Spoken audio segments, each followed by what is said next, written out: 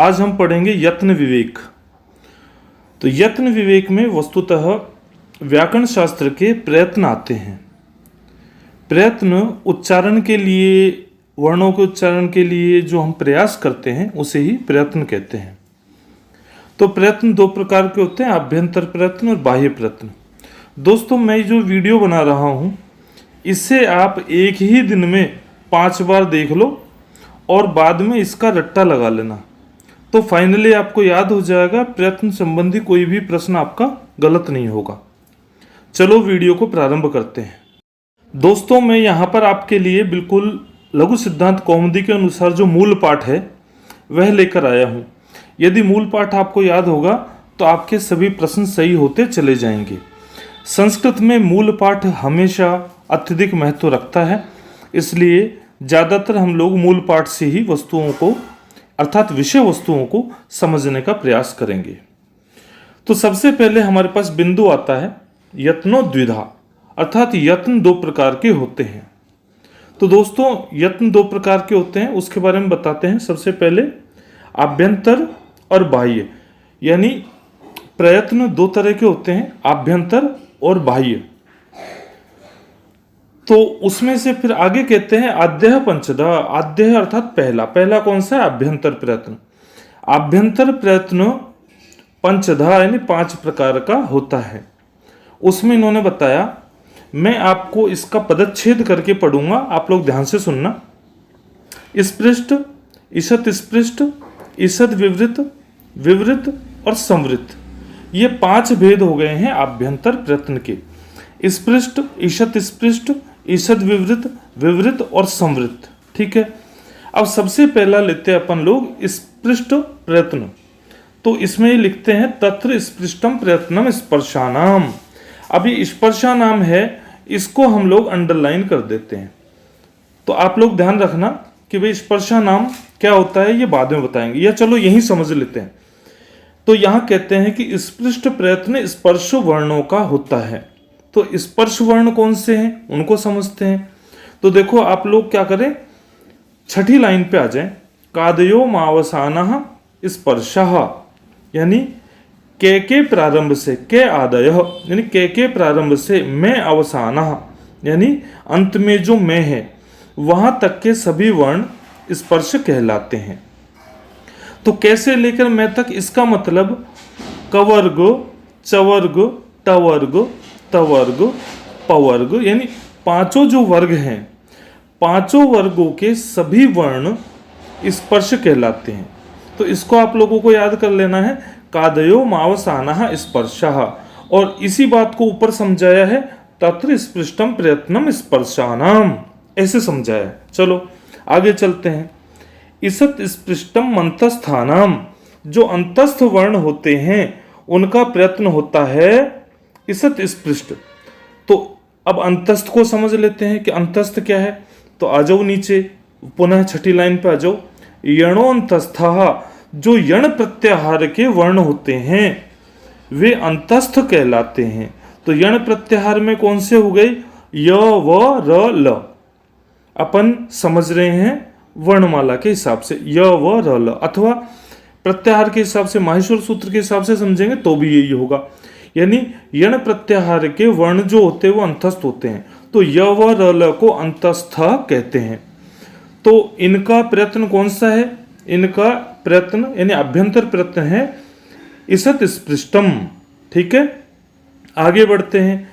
ईषद विवृतम ऊष्मणाम, जो ऊष्म वर्ण होते हैं उनका आभ्यंतर प्रयत्न होता है ईषद विवृत, यानी जिसमें थोड़े होंठ खुले रहते हैं उसे, या थोड़ा मुंह खुला होता है, वो ईषद विवृत हो गया। ईषद यानी थोड़ा। ठीक है। तो अब ऊष्म वर्ण कौन से होते हैं उसको समझते हैं। आ जाओ छठी लाइन पे। शलह, यानी शल प्रत्याहार के जो वर्ण होते हैं वो ऊष्माण है, अर्थात ऊष्म वर्ण कहलाते हैं। ठीक है, क्लियर हो गया। तो शल प्रत्याहार में कौन से आ गए?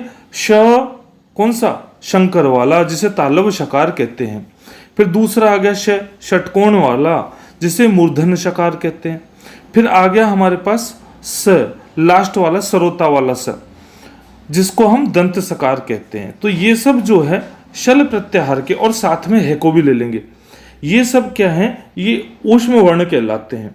तो इनका अभ्यंतर प्रयत्न कौन सा हो गया, ईषद विवृतम। आगे बढ़ते हैं, आगे हमारे पास में आता है चौथा प्रयत्न, वो है विवृतम स्वराणाम। जो विवृत है वो स्वरों का आभ्यंतर प्रयत्न है। अब आप कहेंगे साहब स्वर क्या है, तो उसको भी इन्होंने समझा है। आ जाओ 7वीं पंक्ति पे। अच स्वरः, यानी जितने भी ऐसे लेके चे तक जितने भी वर्ण आते हैं माहेश्वर सूत्र में, तो अच प्रत्याहार के सभी वर्ण जो हैं वे स्वर कहलाते हैं। तो इनका आभ्यंतर प्रयत्न कौन सा हो गया, विवृत हो गया। तो अच प्रत्याहार में कौन से आते हैं, देख लो, ए ई उ, रील री, ए ओ, आई औ, ये जो हैं ये अच प्रत्याहार में आते हैं। ठीक है, आगे बढ़ते हैं। आगे कहते हैं कि ह्रस्वस्य वर्णस्य प्रयोगे संवृतम। अगर ह्रस्व ए वर्ण प्रयोग में हो, प्रयोग का तात्पर्य लौकिक प्रयोग यदि ए का हो रहा हो, ये वाला ए, इसको हम लोग ह्रस्व ए कहते हैं। ठीक है, तो अगर इसका प्रयोग हो रहा हो लोक में तो उस समय यह संवृत होता है। और यदि प्रक्रिया दशा में हो, यानी व्याकरण शास्त्र में इसे कहीं समझा जा रहा हो, तो ये विवृत कहलाएगा। तो ह्रस्व ए को आप समझ गए। यदि लौकिक प्रयोग हो रहा हो तो संवृत होगा, और यदि उसका व्याकरण दशा में किसी प्रोसेस में उसको समझा जा रहा है तो वो विवृत होगा। ठीक है, तो यहां तक हमारा आभ्यंतर प्रयत्न समाप्त हो गया है। चलो आगे बढ़ते हैं हम लोग। अब हम लेते हैं बाह्य प्रयत्नों को। तो बोलो बाह्य प्रयत्न कितने हैं, तो बाह्य प्रयत्नस्तु एकादशधा। बाह्य प्रयत्न तो एकादश होते हैं। एकादश का मतलब 11 होते हैं। ठीक है, अब उन एकादश प्रयत्नों का नाम बताते हैं। विवारः, फिर बोलते हैं संवारः, श्वासो, नादो, घोषः, अघोषः, अल्पप्राणः, महाप्राणः, उदात्तः, अनुदात्तः, स्वरितः। ठीक, इस प्रकार से बाह्य प्रयत्न हो गए हैं। ठीक, अब ये बाह्य प्रयत्न जो हैं इनका नाम हमको याद कर लेना है पहले तो। अब आगे हमको समझाते हैं। क्या कहते हैं, जो खर प्रत्याहार है, खर प्रत्याहार में 3 बाह्य प्रयत्न होते हैं। कौन कौन से होते हैं, विवार, श्वास और अघोष। ठीक है, ये खर प्रत्याहार के प्रयत्न हैं। ठीक, खर प्रत्याहार आप देख सकते हैं माहेश्वर सूत्र के अनुसार हिसाब लगा लेना, ख फ छ ठ थ से स्टार्ट होता है। ठीक है, उसके बाद में आता है हसः, संवारा, नादा, घोषाश्च। जो हस प्रत्याहार है उसके बाह्य प्रयत्न है संवार, नाद और घोष। तो परीक्षा के समय आप प्रत्याहारों के अनुसार इसमें हिसाब लगा सकते हैं। ठीक, अब हम समझते हुए अल्प प्राण क्या है और महाप्राण क्या है। ठीक है, तो अल्प प्राण क्या है उसको बताते हैं। वर्गाणाम प्रथम, तृतीय, पंचम, यणश्चाल्प प्राणा। तो बोलते हैं वर्ग का पहला, तीसरा, पांचवा और यण प्रत्याहार ये अल्प प्राण में आते हैं। तो वर्गों के पहला, तीसरा, पांचवा कौन सा हो गया, जैसे मान लो हम क वर्ग को लेते हैं तो क वर्ग का प्रथम वर्ण क हो गया, तृतीय वर्ण ग हो गया और पंचम वर्ण न हो गया। ऐसी च वर्ग में ले लेते हैं, च प्रथम वर्ण हो गया, तृतीय वर्ण हो गया ज और पंचम वर्ण होगा यो। यह कौन सा, ये वाला यो। ठीक है, तो इस प्रकार से आप लोगों को समझ में आ गया होगा। आगे हम बढ़ते हैं। वर्गाणाम द्वितीय चतुर्थो शलस्य महाप्राण। वर्ग का दूसरा, चौथा और शल प्रत्याहार ये महाप्राण में आते हैं, यानी इनका बाह्य प्रयत्न महाप्राण है। तो वर्ग का दूसरा कौन सा, जैसे मान लो क वर्ग लेते हैं तो ख है, ये महाप्राण हो गया, और चतुर्थ हो गया घ, ये भी महाप्राण हो गया। सल प्रत्याहार में कौन कौन से आते हैं, श श श ह, ये सब महाप्राण हो गए। अब ये चीज हम पहले समझ चुके भाई, स्पर्श वर्ण कौन से हैं, कादयो अवसानम स्पर्शा, ये हम पहले जान चुके हैं। फिर भी चलो एक बार चर्चा कर लेते हैं। कादयो अवसाना स्पर्शः, यणो अंतस्थः, शलो ऊष्माण है। तो ये कहा आभ्यंतर प्रयत्न में अपन को इसका प्रयोग हुआ था, अचस्वरा इत्यादि। ठीक है, अब आगे फिर समझाते हैं। तो दोस्तों ये जो कैसे पहले एक चिन्ह लगा हुआ है, तो ये क्या है, वस्तुतः है जिव्यामूलीय। जैसे कैसे पहले ये चिन्ह लग गया, कैसे पहले लग गया, ठीक। तो ये क्या होता है, ह ख यानी पहले है, यानी आधे विसर्ग जैसा उच्चारण होगा। जैसे मैं बोलता हूं, आप सुनना, ह ख ऐसा। इति कखाभ्याम प्रागर्ध विसर्ग सदृशो जिव्यामूलीय। तो कै और ख से पहले, प्राक यानी पहले, अर्ध विसर्ग सदृशो आधे विसर्ग जैसी ये जो संरचना या आधे विसर्ग के लिए ये जो संकेत चिन्ह लगा हुआ है, ये संकेत चिन्ह क्या बताते हैं कि आधा विसर्ग है। इस तरह का चिन्ह लगा हुआ है कै और ख से पहले, तो ये वर्ण जो है ये जिव्यामूलीय कहलाएंगे, ठीक है। फिर आगे बताते हैं ह फ। यदि पफाभ्याम यानी पे और फे से पहले, प्राग यानी पहले, अर्ध विसर्ग सदृश आधे विसर्ग जैसी संरचना दिखाई देवी, तो ये उपदमानीय कहलाते हैं। यानी पे और फे से पहले ह फ ऐसा प्रायः वेदों में इनका उच्चारण होता है। तो इस प्रकार से ये उपदमानीय कहलाते हैं। फिर आगे फिर थोड़ा सा समझाया, बोले हैं अंग अह इत्यचः परौ अनुस्वार विसर्गो, यानी ए के ऊपर यदि एक बिंदु लगा दिया जावे तो ये अनुस्वार कहलाएगा, है ना।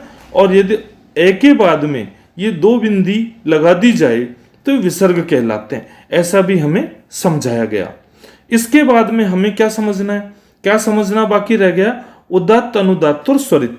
उदात्त अनुदात्त और स्वरित को हम समझते हैं। आप लोग इसका स्क्रीनशॉट ले लेना, जिससे आपको याद करने में आसानी होगी। आइए अब उदात्त अनुदात्त और स्वरित को समझते हैं। तो मित्रों, सबसे पहली बात तो क्या है कि जितने भी स्वर हैं, सभी स्वरों के तीनों बाह्य यत्न होते हैं। पहली चीज तो ये हमारे पास क्लियर हो गई, ठीक है। तो स्वर कौन से होते हैं, बोलते हैं अच स्वरा, यानी अच प्रत्याहार में जो प्रगणित हैं उन सबको स्वर कहते हैं। तो सभी स्वरों के तीनों बाह्य यत्न होते हैं। हमें पता है बाह्य यत्न एकादश होते हैं, उनमें अंतिम तीन है उदात्त अनुदात्त और स्वरित। सबसे पहले हम उदात्त को देखते हैं। उदात्त का सूत्र क्या है, उच्चैरुदात्त। तो बोलते हैं तालु आदि उच्चारण स्थानों में, तो जितने भी उच्चारण स्थान हैं, तालु है, कंठ है, मूर्धा है इत्यादि जितने भी उच्चारण स्थान हैं, उन उच्चारण स्थानों में ऊपरी भाग से बोले, यानी जो हमारा स्वर तंत्र है उसके ऊपरी भाग में जो भी उच्चारण स्थान है स्वर तंत्र में, जैसे तालु है तो तालु के ऊपरी भाग में निष्पन्न होने वाला जो स्वर है वह उदात्त स्वर है। उदात्त स्वर के लिए किसी भी चिह्न का प्रयोग नहीं होता है, ठीक है। जैसे इन्होंने बताया ए आ ई, यहाँ पे कोई भी चिह्न नहीं लगाया। तो ये सब उदात्त अनुदात्त और स्वरित की व्यवस्था क्यों है, वस्तुतः वैदिक मंत्रों के उच्चारण के समय जो वैदिक मंत्रों का उच्चारण करने वाला व्यक्ति है वह होता जो है, यानी वैदिक मंत्रों का जो उच्चारण कर रहा है, कोई भी स्तुति करता है, होता तो केवल ऋग्वेद वाले को बोलते हैं जो ऋग्वेद का उच्चारण करे, ठीक है। तो जो भी उच्चारण करने वाला पुरोहित है वो उसे उच्चारण करते समय समझ सके कि भाई ये उदात्त है, अनुदात्त है अथवा स्वरित, इसलिए ये व्यवस्था है। तो इसी को यहाँ पे समझाते हैं। जो उदात्त है वो वैदिक प्रक्रिया में स्वरों के उच्चारण प्रसंग में उदात्त स्वर के लिए सिर तक हस्त का संचालन होता है। जो वो वैदिक मंत्रों का उच्चारण करने वाला पुरोहित है वह अपने दाहिने हाथ को सिर तक ले जाएगा उदात्त वर्ण को बोलते समय, ठीक है। आगे बढ़ते हैं हम, अनुदात्त क्या है। तो अनुदात्त जो है यह भी बाह्य प्रयत्न का भेद है और सभी स्वर इसके अंतर्गत आते हैं, किंतु तालु आदि उच्चारण स्थान यानी जितने भी उच्चारण स्थान हैं उनके अधोभाग से जो निष्पन्न होवे वे स्वर अनुदात्त हैं।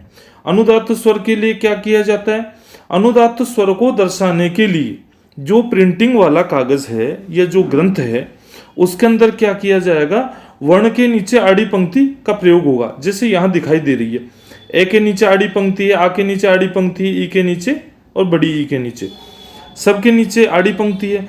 तो जो वेदों का उच्चारण करता है वो समझ जाएगा कि यह अनुदात्त वर्ण है या अनुदात्त स्वर है, ठीक है।